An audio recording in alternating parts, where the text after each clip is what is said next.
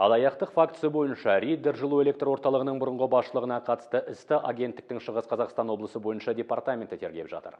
Олар алдау және сенімін теріс пайдалану арқылы бөтені мүлкін жымқырып аса ірі көлемде мемлекетке 4,1 миллиард теңге залал келтірген деген күдікке ілінді.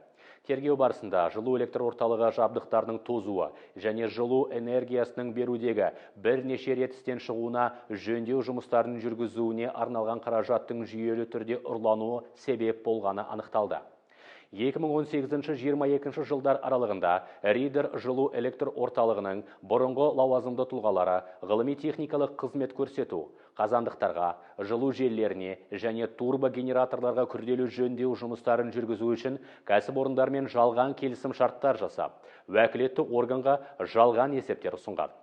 Тергеу барысында қабылданған шаралар Риддер қаласындағы жылу энергиясын өндіру станциясын мемлекет меншігіне беруден келтірілген шығынды өтеуді қамтамасыз етті. Оның құны шамамен 5,5 миллиард теңгені құрайды. Қылмыстық процестік кодекстің 201 бабының талаптарына сәйкес, сотқа дейінгі тергеп тексерудің өзге де деректері жария етілуге жатпайды.